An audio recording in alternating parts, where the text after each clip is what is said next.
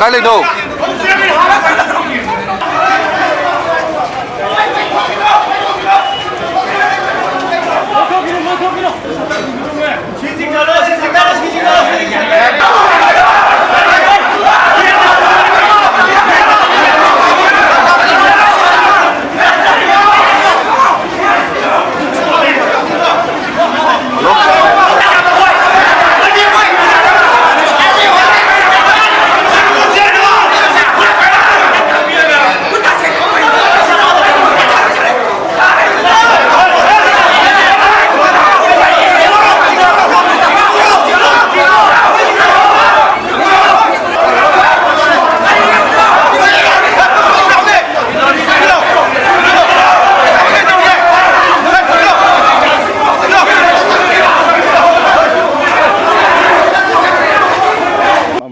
President FESOK,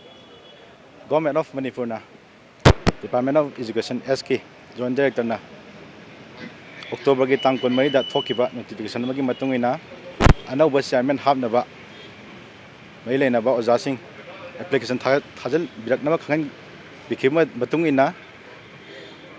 Federal Student Organization kang lefa FESOK na November ki tang tara da, matik saba chairman ama happy na ba lehanbi na ba, ama di chatra Mayroy kunay khalaga corruption laitaba amadi matik saba criteria suba happy na ba hajakrabasu happy raktabadagi November gi tang kun ga taret numit asida su akoina freshly this sama toksaki basida hangdun leriba chairman gi post asi athuba matamda mai leinaba education department amadi education minister tanaba akoina hajakrabasu asi phawda hapiraktabadagi ngasi hongjang ngasi saksinjabani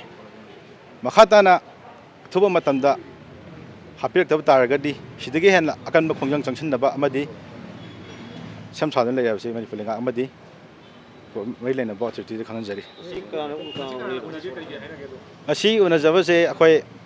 authority se akoi secretary in charge am lerame akoi sida chairman mak samak leitabnina khoi masida responsibility lobang ambagi fotil thenade maram adena khoina marang de lei bajing jilai kokthoga khoina sol silon sun jage tok jamani adu bo khoi si munaraga si lei films lei jam secretary in charge moi na je moi gi ju mai le na ba authority de pisan gre hapirak na bana adu aji bogi na responsibility lei tari hare mone su daita lobang am de hare makata ba khoi ji solon jan na ba khoi ji sem san jale jam khoi solon ji lon jan ra ga makata ba registration